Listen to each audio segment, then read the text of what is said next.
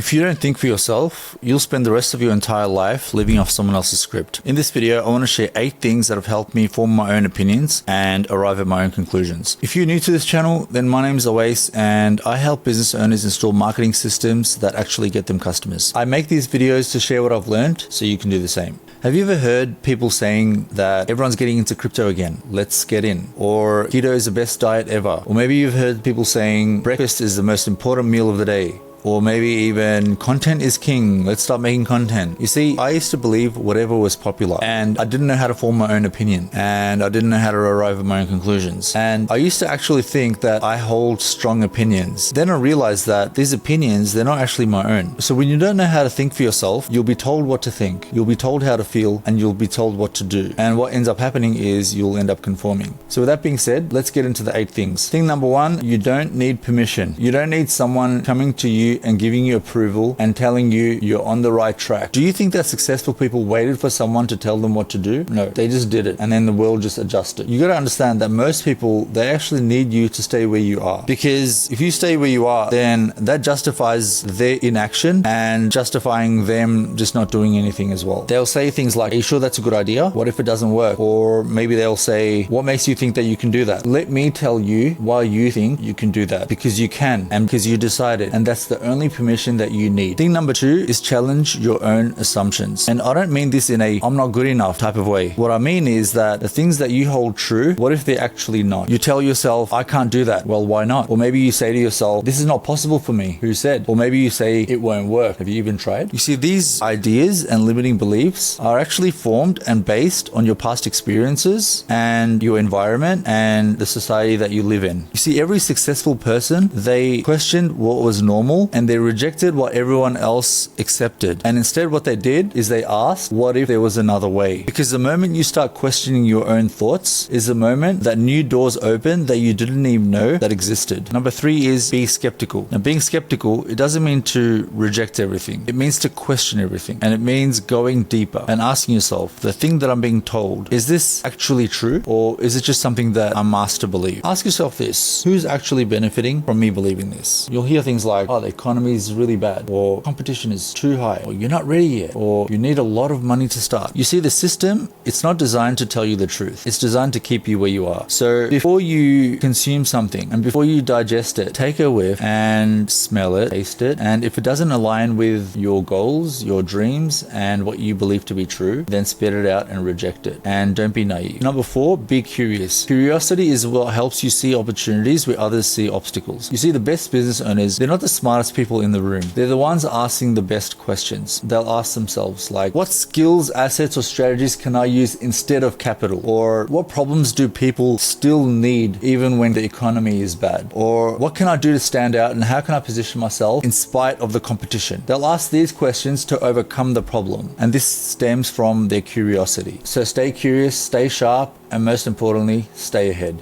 Number 5, question existing knowledge. Have you ever been told, get a degree, get a good job, stable job, save money, pay your bills, and someday just retire? You see, I've seen people who followed that path. And quite frankly, they struggle and they work jobs that they don't like and they hate, and they're stuck in those jobs and they wait for promotions that never came. Meanwhile, the people who are actually living the life that I wanted, they never followed the script. Instead, they were rewriting the script. So just because something is widely believed, it doesn't mean that it's necessarily true. And the day I stopped blindly following and accepting what I was told and what was commonly believed is the day that I started seeing opportunities everywhere. Number 6, read between the lines. Don't just focus on what's being said, focus on what's not being said. You see, people don't say things just to say them, or they don't say things as they are. They say things in a way that controls the way they want you to see it. So when you hear the media saying, oh, the economy is bad, what's actually happening is the wealthy people, they're actually buying assets at a discount, while the masses, they're stuck in fear mode and they're missing out, and yeah, they're stuck in fear. Or when you hear your boss tells you something like, oh, welcome to the family, or you're part of the family. Is that really the case? Question it. Is that really the case? Or is that him just preparing you to overwork yourself and work extra hours without any pay, without any benefits? Ask yourself that. Read between the lines. Or Maybe you have a friend that tells you, don't start a business, or is that actually going to work, and creating these doubts in your mind. Is that person actually being genuine? Is that really the case? Is what they're saying actually true? Or is that just them reflecting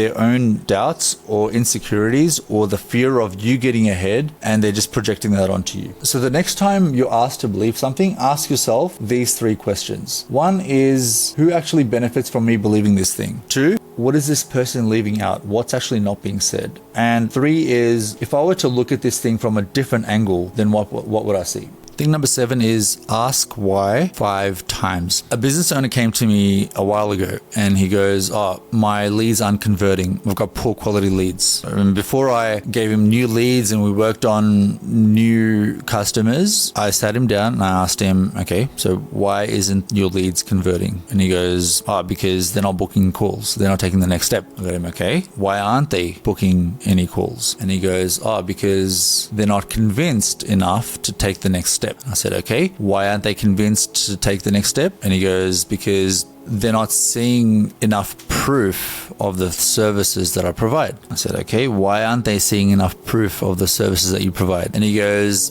because there's not enough case studies or testimonials that showcase my products or services. I go, okay, why isn't there enough case studies or testimonials that showcase your products and services? And he goes, oh, because I actually haven't asked my customers and I don't have a process to ask for case studies or testimonials. I actually don't even ask for reviews or any of that sort. I said, okay, so the problem isn't that the business owners aren't taking action or that the lead quality is poor. The problem is trust. The problem is we're not building trust with new prospects that allows them to take that next step or action. So what we ended up doing was our strategy went from we need to get more leads, we need to get better leads, to how can we build trust with the leads that we have, and how can we build a system and a process around getting case studies and getting testimonials from the work that's already been done that will allow you to build that trust and get that trust and connection with the new prospects, which will in turn make them take that next step,